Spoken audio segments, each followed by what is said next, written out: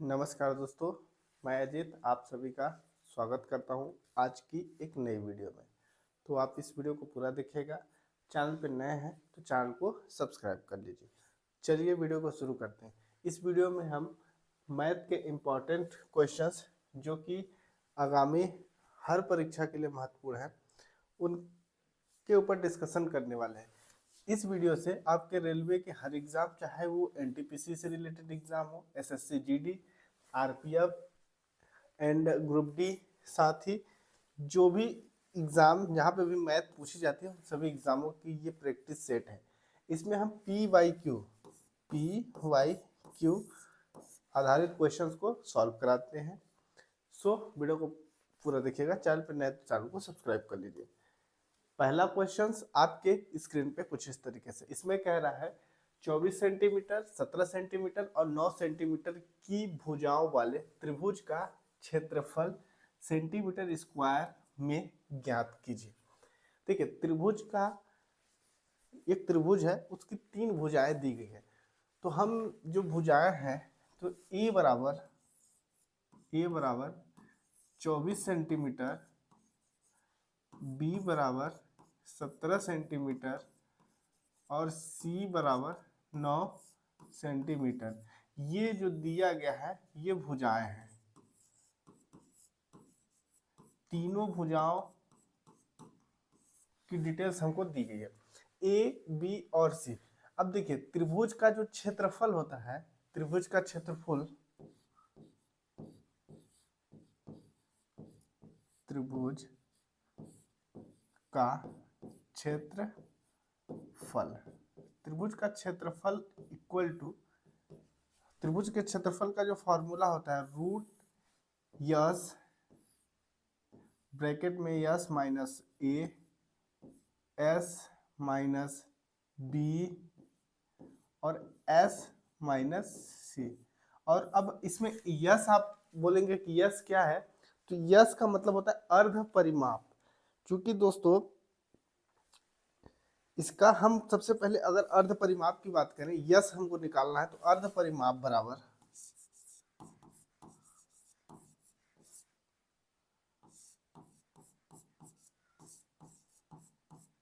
अर्ध परिमाप, इसको हम यस से प्रेजेंट करते हैं। अर्ध परिमाप बराबर जो भुजाएं होती हैं ए प्लस बी प्लस तीनों भुजाओं का योग बटा 2। तो अर्ध परिमाप मतलब उसकी जो त्रिज्या होती है उसकी हाफ वैल्यू हम मान सकते हैं। अब देखिए, अब यहाँ पे ए की वैल्यू 24 है और बी की वैल्यू 17 है और सी की वैल्यू 9 है। इन सभी को जोड़ेंगे और 2 से डिवाइड करेंगे तो हमको यहाँ से एस मिलेगा। अब देखिए, 9 ये 17 में अगर हम 4 जोड़े तो 21 होता है, 21 में 20 जोड़ेंगे 41 होता है, 41 में 9 जोड़ेंगे तो यहाँ से हमको मिल जाएगा 50। इन सभी का सम है 50 और 50 को 2 से डिवाइड करेंगे तो ये हो जाएगा 25। एस की वैल्यू मतलब अर्ध परिमाप जो है वो अपने आप में 25 हमको मिल गया। हम ऑप्शंस में वैल्यू को पुट करेंगे तो त्रिभुज का एरिया,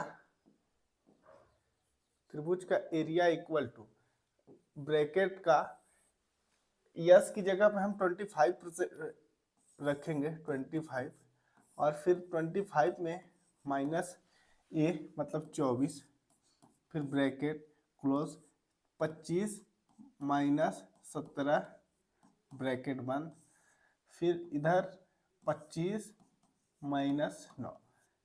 अब इसको हम सॉल्व करेंगे तो देखिए 25 रूट में है 25 और इन दोनों में जब 25 में माइनस 24 घटेगा तो इंटू का 1 हो जाएगा।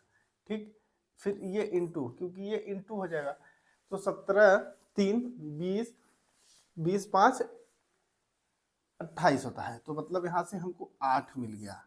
फिर इंटू ये 25 में हम 9 माइनस करेंगे तो यहाँ से हमको मिल जाएगा 16, 16 9 25, तो यहाँ पे ये 16।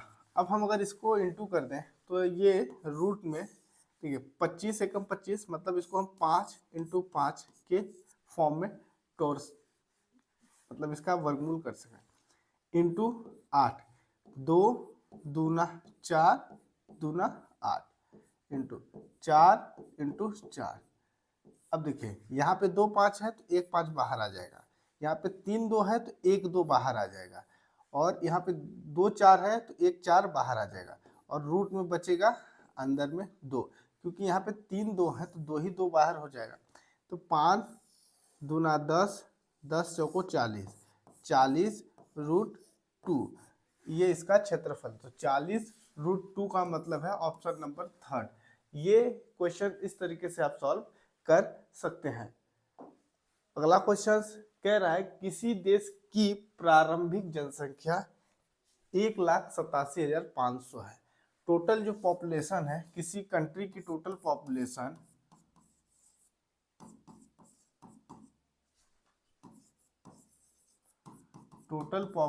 जो है 1,87,500 है।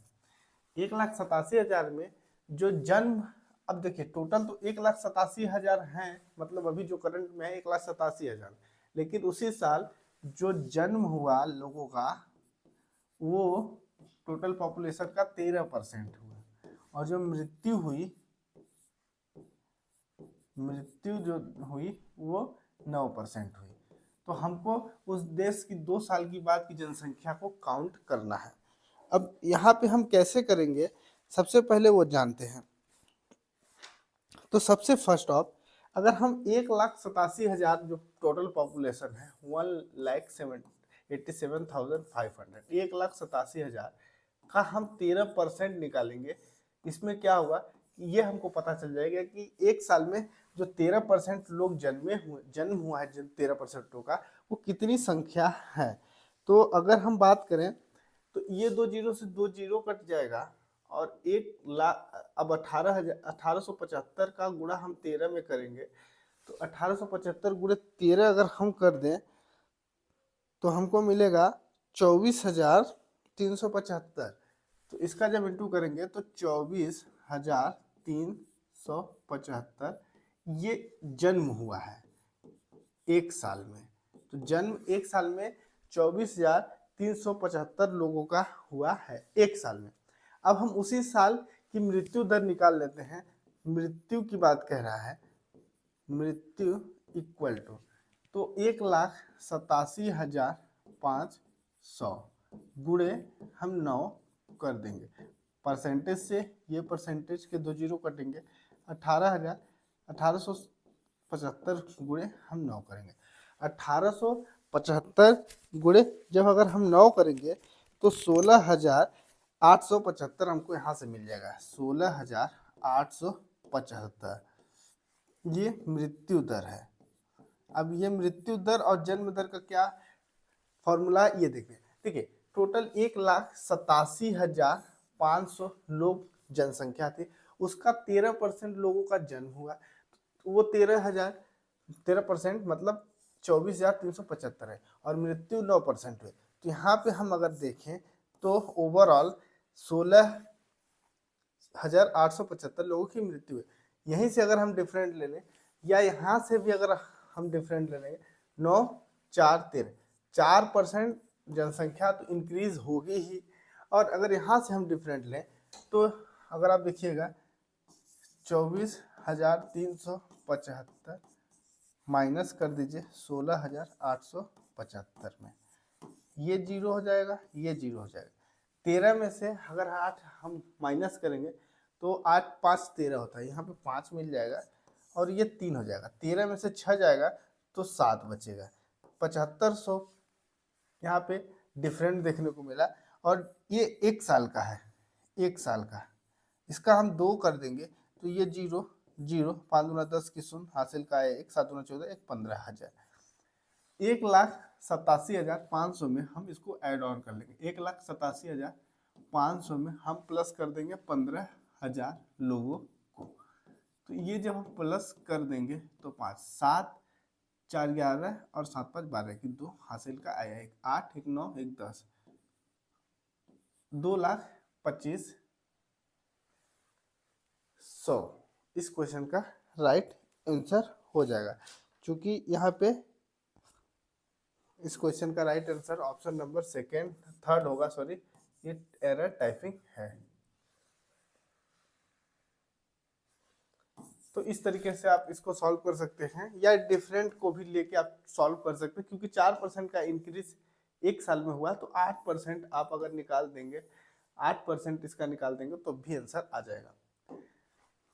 अगला क्वेश्चन, एक व्यक्ति 4% वार्षिक सिंपल इंटरेस्ट यानी साधारण ब्याज की दर पर 2 वर्ष के लिए 5,000 रुपये उधार लेता है।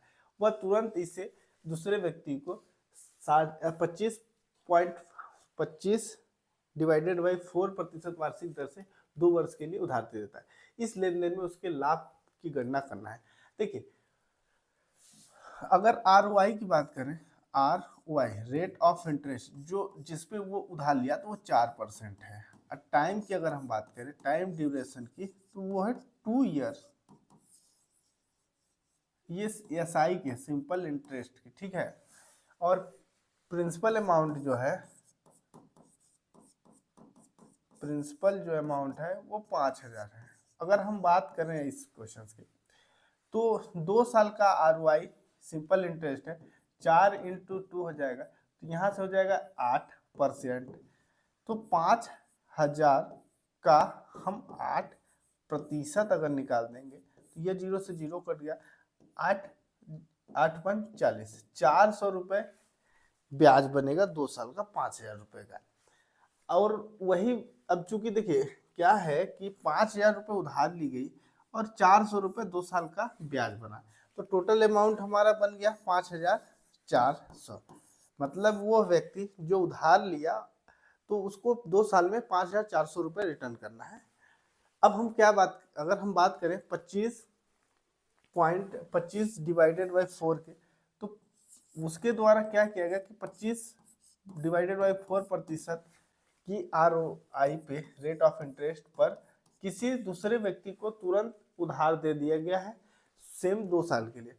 हम क्या करेंगे, 25/4 का अगर हम इसको परसेंटेज में निकालेंगे, जैसे 25/4% को काटेंगे तो ये हो जाएगा 6.25%, या हम ये भी निकाल सकते हैं। तो 5,000 का हम 25/4% अगर निकाल दें, इसका जब अगर हम परसेंटेज निकालेंगे तो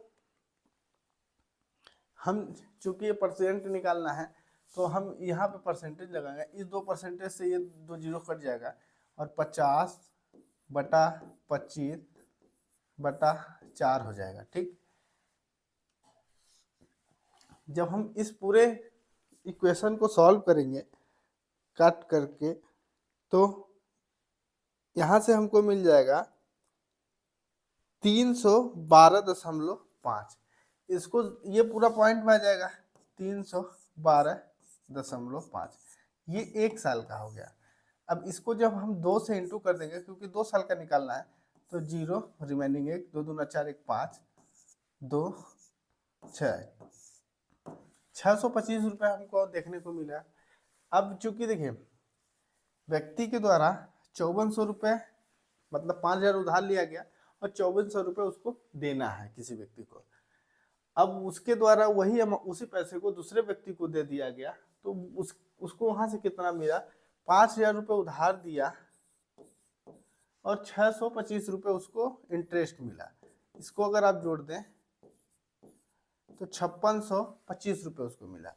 टोटल मिलाकर इन दोनों का जो डिफरेंट देखें, 625 और 400 का, तो हमको मिल जाएगा 225।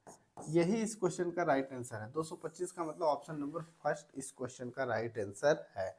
इस तरीके से करना है। उसमें हमको डिफरेंट चेक करना है कि टोटल लेन देन के दौरान उस व्यक्ति को फायदा कितना हुआ, तो 225 रुपए का प्रॉफिट हुआ है।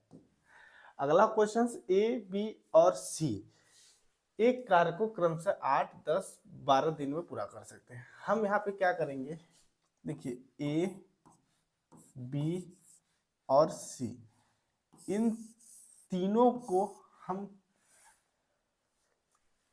अगर हम ए की बात करें, जो जिस हिसाब से क्वेश्चन कह रहा है, ए जो है 8 दिन में काम को पूरा करेगा, बी जो है 10 दिन में काम करेगा, सी जो है 12 दिन में करेगा। इन तीनों का हमको ओवरऑल एलसीएम लेना है। एलसीएम लेना है या वह नंबर लेना है जो तीनों संख्याओं से आसानी से डिवाइड हो जाए। तो हम यहाँ से जब एलसीएम लेंगे तो 120 हमको मिलेगा तीनों संख्याओं का एलसीएम। 8 से अगर हम डिवाइड करेंगे तो 8 से जब डिवाइड करेंगे तो 15 बार में कटेगा, 15 बार में, और 10 से 12 बार में, 12 से 10 बार में। देखिए ये डेज हैं, ये इनकी दिन दिए गए, और ये इनकी क्षमता हो गई, एफिशिएंसी जो हमने निकाला ये क्षमता है, और ये जो 120 है ये टोटल वर्क है, कुल कार्य। अब यहाँ से हमको बस सॉल्व करना है। यहाँ पे कह रहा है देखिए ए 8 दिन में कर रहा था, तो हम दिन के अकॉर्डिंग उसके दिन जो ए और बी सी है, तीनों के जो दिनों को मिला करके हमने एक ऐसा नंबर लिया जो तीनों की संख्याओं से आसानी से डिवाइड हो जाए। 8, 12, 10 का एलसीएम हमने लिया 120, वह छोटा नंबर जो तीनों से आसानी से डिवाइड कर जाए तो 120 है। 120 जो है वो कुल कार्य हमको मिल गया, क्योंकि ये इतना काम इनको करना है। जो डिवाइड हुआ 120 को हम 8 से भाग देंगे ना तो 15 बार में कटेगा। 15 ए की क्षमता होगी। अब यहाँ पे ए की क्षमता 15 है, सेम वही बी की क्षमता 12 है, और सी की क्षमता 10 है। मतलब ए एक दिन में 15 काम करेगा, बी एक दिन में 12 काम करेगा, सी एक दिन में 10 काम करेगा। अब देखिए हमको कराना क्या है, तीनों लोग एक साथ काम को करेंगे, कितने दिन में करेंगे। तो ए प्लस बी प्लस सी, तो हम यहाँ पे क्या करेंगे, 15 प्लस 12 प्लस 10, इन सभी को ऐड ऑन करेंगे। 5 2 7 और 1 2 3 37, मतलब ए बी सी एक दिन में काम को अगर करते हैं तो 37 काम करेंगे। टोटल काम है 120 और हमको 37 वाले से कराना है। तो हम डायरेक्ट इसको, अगर ऐसा आंसर है तो 120/37 दिन, मतलब ऑप्शन नंबर 4 जो है इस क्वेश्चन का राइट आंसर हो जाएगा। इस तरीके से आसानी से सॉल्व कर सकते हैं। अगला क्वेश्चन, 30 सेंटीमीटर व्यास वाले तांबे के एक ठोस गोले को 10 सेंटीमीटर व्यास वाले तार के रूप में खींचा जाता है। तार की लंबाई सेंटीमीटर में ज्ञात कीजिए। तो अगर हम इस क्वेश्चन की बात करें तो गोले का आयतन होता है 4/3 पाई आर क्यूब। गोले का आयतन, गोले का आयतन बराबर 4/3 पाई आर क्यूब। ये गोले का आयतन है, मतलब एक सर्कल है, उसका आयतन अगर हमको निकालना है तो इस फॉर्मूले पे निकालेंगे। और वेलन का आयतन, वेलन का आयतन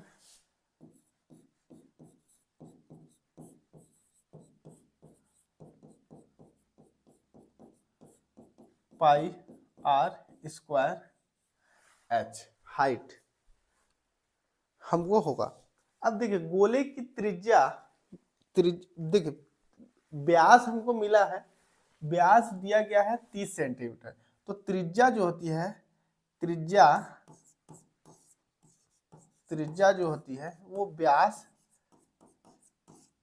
का आधा होता है। तो व्यास हमको दिया है 30 और आधा करेंगे तो ये हो जाएगा 15, तो आर जो है वो हो जाएगा 15 सेंटीमीटर। त्रिज्या हमको 15 सेंटीमीटर मिल गई। और तार की त्रिज्या हमको, देखिए गोले का जो व्यास है तो 10 सेंटीमीटर है, तो हम तार की त्रिज्या इसके लिए भी वही सेम करेंगे, तार की त्रिज्या बराबर 10/2 कर देंगे तो 5 सेंटीमीटर हमको तार की त्रिज्या होगी। सेम अब इस जो क्वेश्चंस है इसमें हमको वैल्यू को पुट करना है, तो हम इसको इन दोनों के मतलब गोले का आयतन, गोले का आयतन बराबर बेलन का आयतन, तो ये फॉर्मूला जो है 4/3 pi r cube equal to pi r square h. ठीक, ये जो पाई से पाई कट जाएगा, 4/3 आर का मतलब देखिए हमने ये त्रिज्या 15 निकाला है, तो हम इसको 3 बार इंटू करेंगे, 15 इंटू 15 इंटू 15, ये हो गया। और आर क्यूब मतलब 5 गुणे 5 गुणे एच हाइट। ठीक, 3, अब इसको सब हमको सिंप्लीफाई कर देना है। जब हम सिंप्लीफाई करेंगे तो एच को एक तरफ रखेंगे और बाकी संख्याओं को जब हम लाएंगे तो अब हम जब इन दोनों का इंटू करेंगे तो ये हो जाएगा 25 एच या एक्स कुछ भी लिख सकते हैं, और 3 × 5 = 15, 4 × 5 × 15 × 15 इक्वल टू 25 एच। ठीक, जब इधर इसको इस तरीके से ही आप लिखिए बराबर एच, और ये आएगा इधर 5 × 1 = 5, 5 × 3 = 15, सॉरी 5 × 25, 5 × 25, 5 × 3 = 15, 15 2 × 30, 15 × 15, 15 × 4 = 60, 60 और इंटू 3 36 18 180 सेंटीमीटर इस क्वेश्चन का राइट आंसर हो जाएगा, ऑप्शन नंबर फर्स्ट। इस तरीके से आप इसको ऐसे क्वेश्चंस को सॉल्व कर सकते हैं। देखिए क्या है, गोले का आयतन का फॉर्मूला ये होता है 4/3 pi r square sorry cube, वेलन का आयतन होता है पाई आर स्क्वायर एच, और व्यास जो होता है वो दुगना होता है त्रिज्या का, या त्रिज्या जो होती है वो व्यास की आधी होती है। तो हमने क्या हुआ, गोले का जो व्यास है वो 15 सेंटीमीटर निकाला त्रिज्या व्यास से, और तार की त्रिज्या 5 सेंटीमीटर निकाला। बस बाकी वैल्यू को इन्हीं ऑप्शंस जो ये फॉर्मूला है इसमें पुट किया और आंसर को सॉल्व किया। अगला क्वेश्चन, प्रथम 5 भाज्य संख्याओं का औसत एवरेज हमें ज्ञात करना है। तो अगर हम बात करें प्रथम 5 भाज्य जो संख्या है, फर्स्ट प्रथम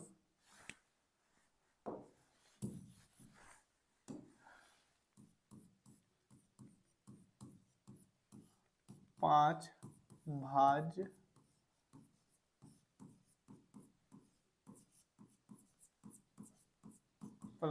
भाज्य संख्या, पहली 4,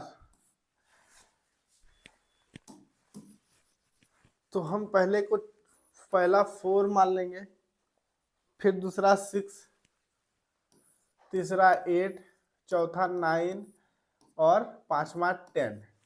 ये प्रथम 5 भाज्य संख्या है, क्योंकि ये आसानी से किसी किसी संख्या से डिवाइड हो जाएंगे। अब हम क्या करेंगे, औसत निकालना है। तो औसत का फॉर्मूला होता है एवरेज, औसत बराबर आंकड़ों का योग बटा संख्या, आंकड़ों की संख्या। आंकड़ों का योग मतलब इन सभी को हमको जोड़ देना है। तो 6 × 4 = 10, इतना 10 हुआ, 10 दूना 20, 20 और 8 दूना 16, 1 17, तो 20 में हम 17 को ऐड ऑन करेंगे तो हो जाएगा 37। ठीक, 37, और संख्याएं कितनी है 5, तो 5 से इसको काटेंगे, 5 छक्का 30, 5 सत्ते 35, 5 दूना 10,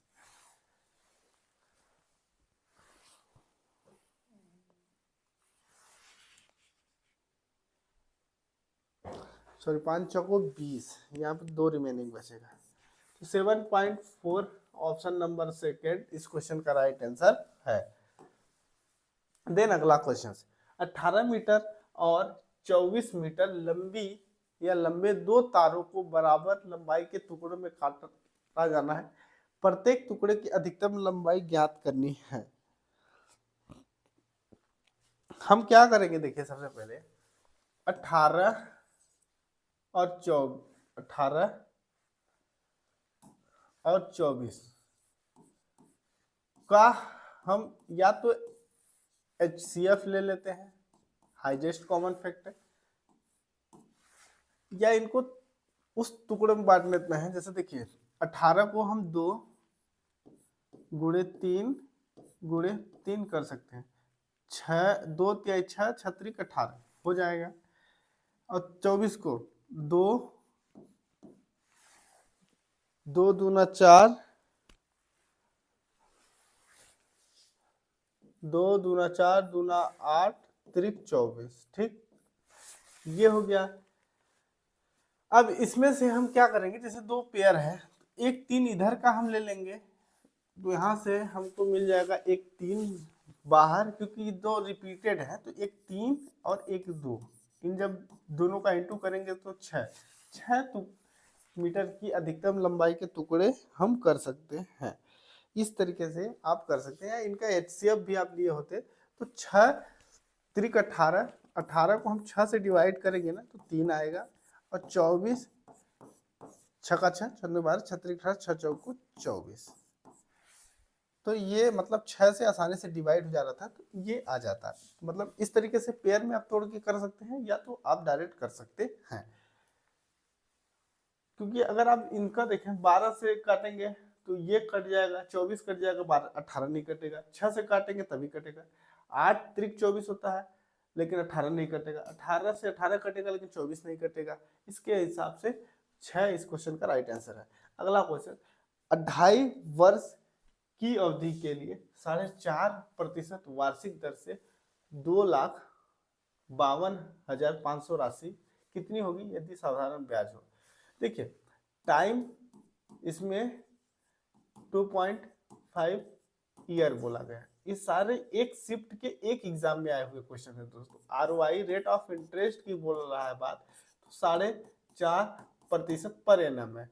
प्रिंसिपल अमाउंट की कह रहा है, PA की जो कह रहा है प्रिंसिपल अमाउंट 2,52,500 रुपए है। हम इसका क्या करें, देखिए जो सिंपल इंटरेस्ट में समय और रेट ऑफ इंटरेस्ट का इनटू करेंगे ना, तो एक्चुअल वैल्यू हमको मिलेगी।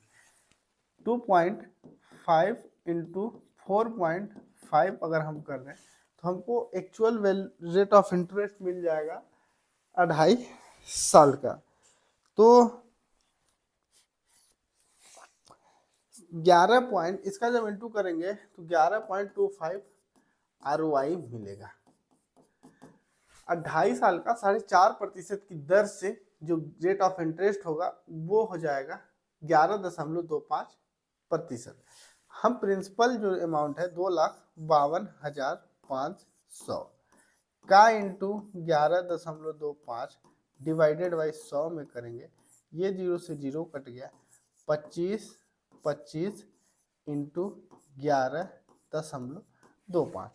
हम इसका जब इंटू कर देंगे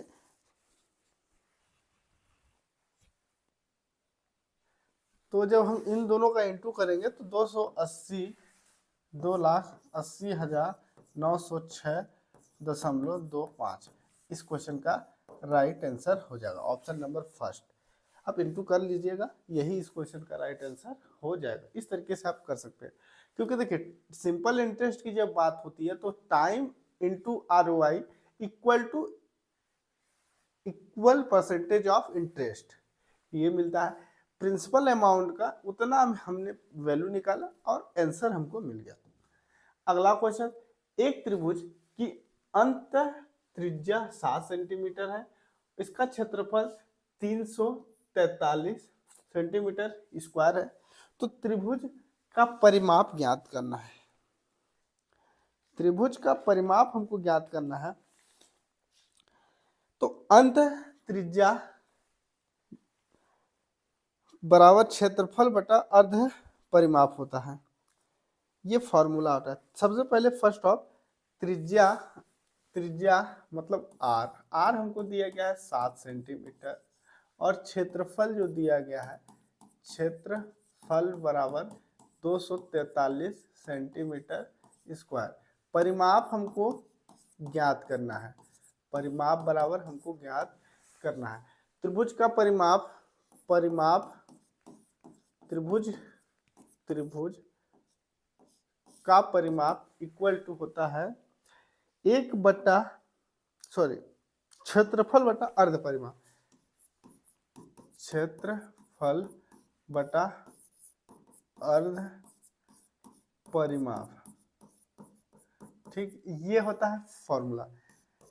क्षेत्रफल हमको दिया गया है 343, अर्ध परिमाप मतलब जो त्रिभुज होता है उसी का आधा होता है। परिमाप जो होता है त्रिभुज का आधा होता है। अर्ध परिमाप अर्ध परिमाप जो होता है वो त्रिभुज का आधा होता है। तो हमको त्रिभुज दिया गया है, मतलब यहाँ पे अर्ध परिमाप निकालना है ना, तो 1/2 इंटू आर कर सकते हैं। तो आर मतलब जो दिया गया है, आर की वैल्यू हमको दी गई है 7। जब हम इसको काटेंगे तो 3.5 मिलेगा और 343 भागे 343 अगर हम करें, 343 भागे 3.5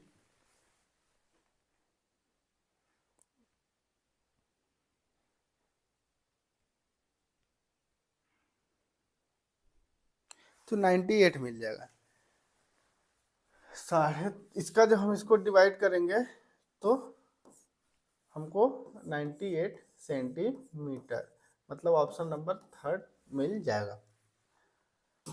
लास्ट क्वेश्चन इस वीडियो का। एक व्यक्ति अपनी संपत्ति को इस प्रकार बांटता है कि उसकी पत्नी के हिस्से और उसकी पुत्री के हिस्से का अनुपात तथा पुत्री के हिस्से और उसके पुत्र के हिस्से का अनुपात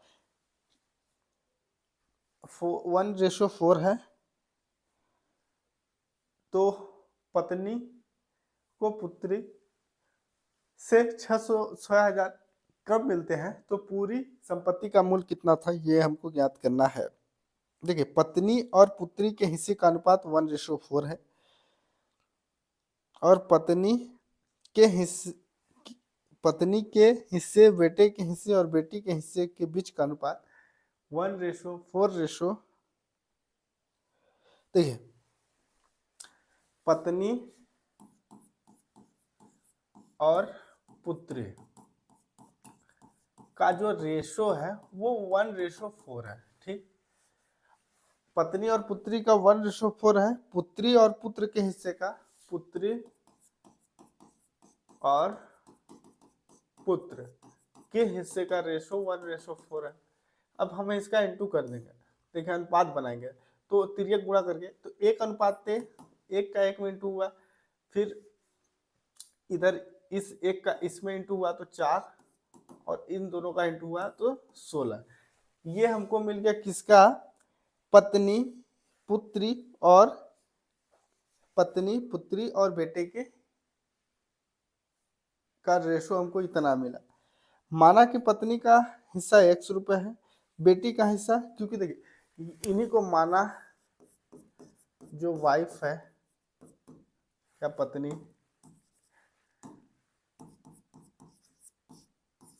का हिस्सा ये 1 है, तो यानी सिंगल x है, और पुत्री का 4x है और बेटा यानी पुत्र का 16x है। अब हम प्रश्न के अनुसार चलते हैं। प्रश्न के अनुसार कह रहा है कि हम क्या करेंगे, इन दोनों का, जैसे ये दिया ना 1:4, तो 16x minus x equal to है 6000। यहाँ पे हो जाएगा ये 15x इक्वल टू 6000। ठीक, x बराबर 6000 बटा 15, 15 दूना 30, 15 45, 15 चौको 60, 4 बार में इतना कटा और x की वैल्यू हमको मिल गई 400। हमसे पूछा क्या जा रहा है, तो पूरी संपत्ति का मूल्य ज्ञात करना है। तो पूरी संपत्ति का मूल्य मतलब इन सभी को हम जोड़ेंगे तो 16 4 20 1 21 21 x की वैल्यू 4 है, 21 इंटू 400 1 0 0 0 0 4 8 8400। सॉरी ये 20 होगा, इसमें सिर्फ हमको इतना ही जोड़ना है, तो ये 4 माइनस हो जाएगा, तो 8000 इस क्वेश्चन का राइट आंसर हो जाएगा। Option number second is the right answer. I hope video अच्छी लगी तो लाइक करिए, चैनल पर नए हैं तो चैनल को सब्सक्राइब करिए। मिलते हैं अगली नई वीडियो में, तब तक के लिए धन्यवाद दोस्तों।